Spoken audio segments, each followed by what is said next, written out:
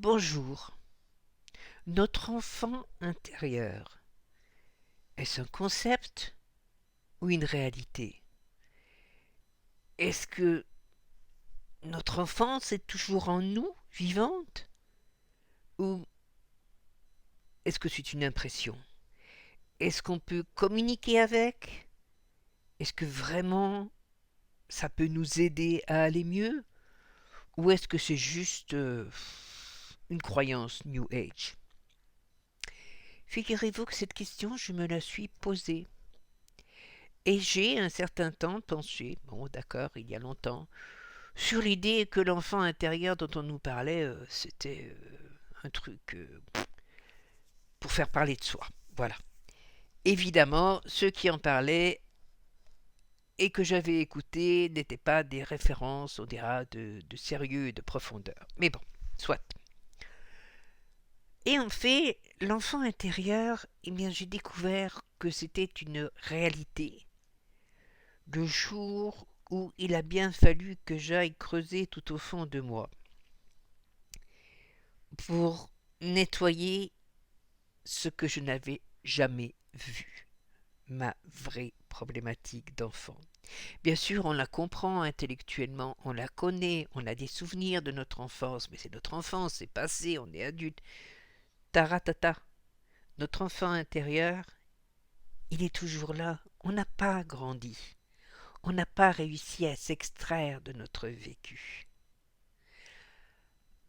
L'enfant intérieur, c'est nous, mais c'est ce qui nous compose et qui n'est pas guéri de nous. C'est ce qui a déterminé nos comportements actuels, nos chemins de vie, nos rencontres, ce que qu'on peut qualifier de nos erreurs. Mais comment peut-on ne pas se tromper quand on ne sait pas?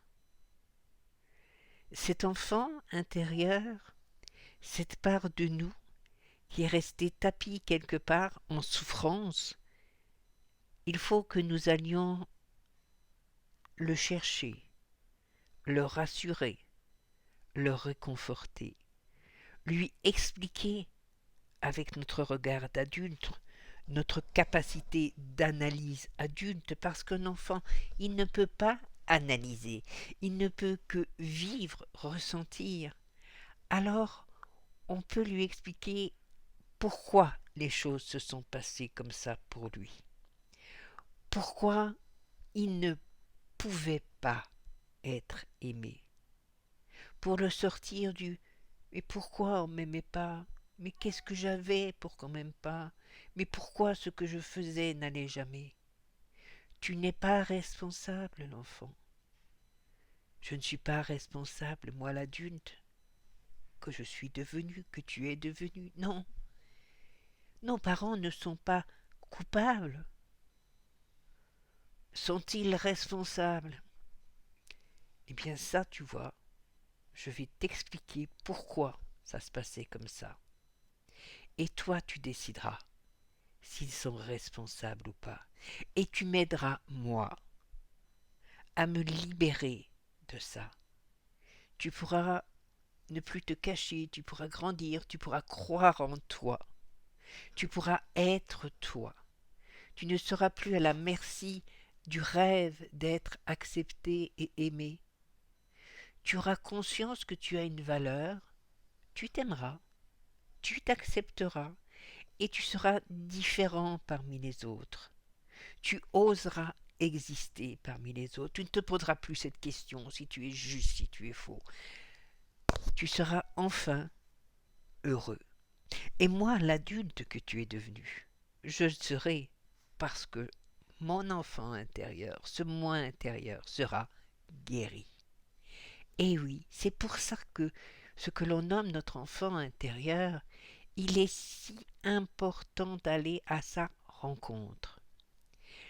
Qu'est-ce qu'on ferait, je le dis souvent à mes consultants, si vous voyez un enfant qui visiblement passe par ce par quoi on est passé, s'il est proche de nous, voisin, fils d'amis ou etc., on irait discrètement, doucement, essayer de l'aider, lui donner sa valeur, le reconnaître, C'est ce qui se passe chez certains qui ne deviendront pas, par exemple, des pervers narcissiques, parce qu'il se sera trouvé sur leur route, quelqu'un qui leur aura permis de sortir de leur piège.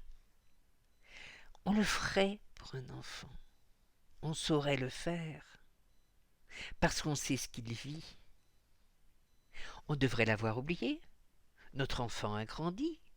C'est fini tout ça. Eh ben non, c'est toujours là. C'est toujours à vif. Et quand nous souffrons en sortant d'une relation particulièrement toxique, quand nous souffrons d'être encore rejetés, de n'être encore pas aimables, de ne pas être aimés, c'est notre enfant qui souffre. Il nous imprègne. Et tant qu'on ne le guérit pas, tant qu'on ne guérit pas notre enfance, on continue de souffrir en tant qu'adulte. Regardez cette souffrance qui vous anime parfois.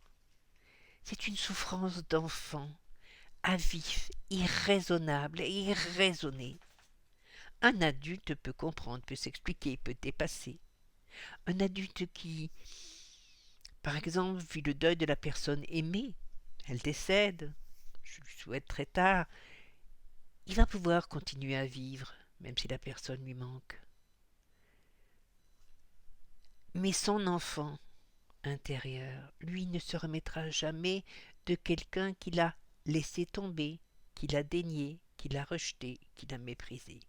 Quelqu'un qui lui a fait croire qu'il existait, enfin, qu'il était reconnu, enfin, qui a fait croire à son enfant, cet enfant intérieur, nous, cette part d'enfant en nous, qui est toujours à l'écoute, qui espère toujours qu'on va lui donner une reconnaissance, bien sûr, qu'on va lui dire qu'il peut se redresser, qu'il peut croire, qu'il peut rire, qu'il peut être. C'est cet enfant-là en nous qui croit que cet autre va réparer notre enfance, va réparer ce que nos parents n'ont pas pu, pas su nous donner, pas voulu nous donner. C'était même pas une question de volonté, parce qu'eux-mêmes étaient des enfants blessés. Quand notre enfant intérieur aura entendu cela, compris cela, parce que notre adulte aura pu lui expliquer, parce que notre être adulte aura revisité le passé de ses parents, l'enfance de ses parents, pas comme leur enfant, non, comme s'ils étaient simplement des étrangers, dont on veut comprendre ce qu'il s'est passé dans leur enfance pour qu'ils soient devenus de si mauvais parents, en fait. Même s'ils étaient des gentils parents, ils n'ont pas trop réussi leur rôle parental puisqu'on n'est pas très épanoui. Et le but d'un parent, normalement, c'est de voir grandir et s'épanouir son enfant. Réussir sa vie. Pas seulement professionnellement, loin de là, personnellement. Or, il y a un ratage. Pourquoi ?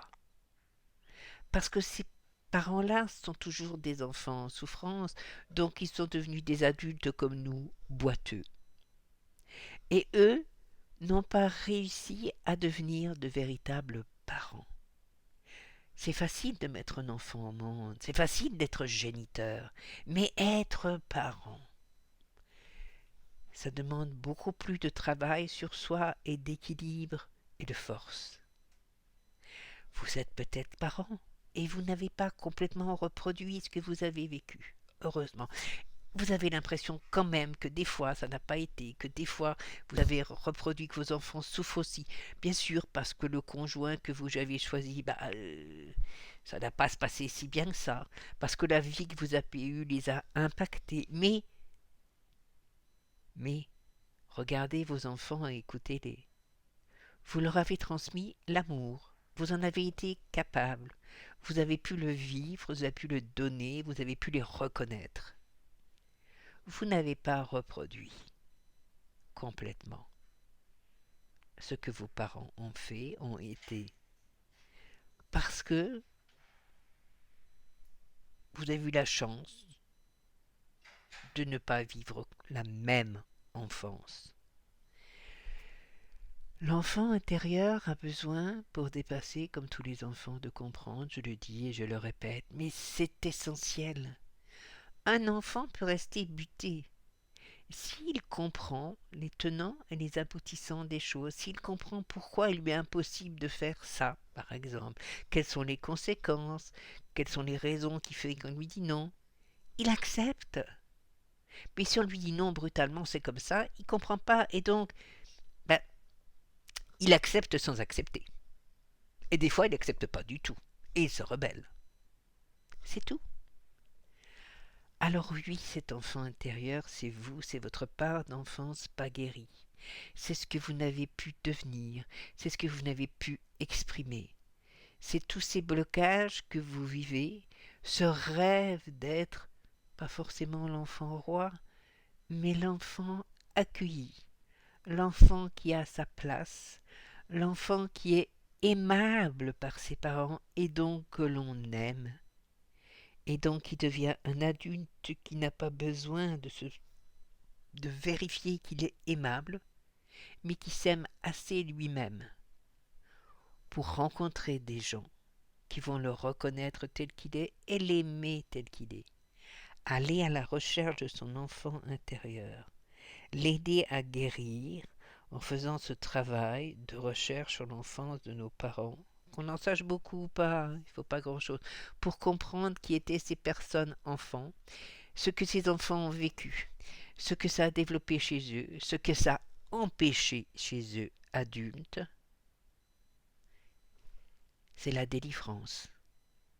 La délivrance de notre souffrance d'enfant ancrée en nous, la délivrance de notre être adulte qui souffre toujours pour la même raison, qui met cette souffrance sur une personne adulte en face d'elle. Mais en fait, cette personne ne fait que représenter ce qui souffre en elle depuis bien plus longtemps. Voilà, l'enfant intérieur, oui, c'est pas qu'une notion, c'est une réalité. Et aller à sa rencontre, faire ce lien entre nous et nous, guérir cette part de nous anciens pour guérir cette part de nous adultes, c'est quelque chose de bien chouette et qu'il faut faire pour se sentir exister, pour vivre et pour pouvoir s'épanouir. J'espère que je ne vous ai pas trop perdu dans les méandres, j'espère que pour vous, ça clarifie des choses, ça vous explique des choses et que ça vous encourage à le faire, ce chemin. Si vous avez une question, comme toujours, les commentaires, bien sûr. Si elle est trop personnelle, si la réponse est personnelle, la question est particulière et le commentaire serait trop long si je répondais, vous envoyez un mail à liberted@gmail.com. Je vous répondrai si vous souhaitez une consultation pour qu'on étudie un problème ensemble.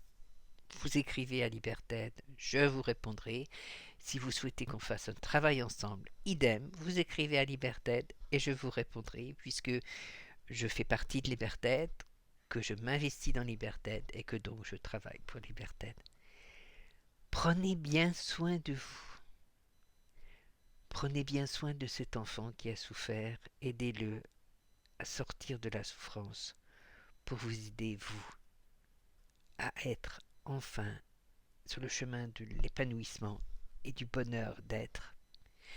Plein lumière, à bientôt, au revoir.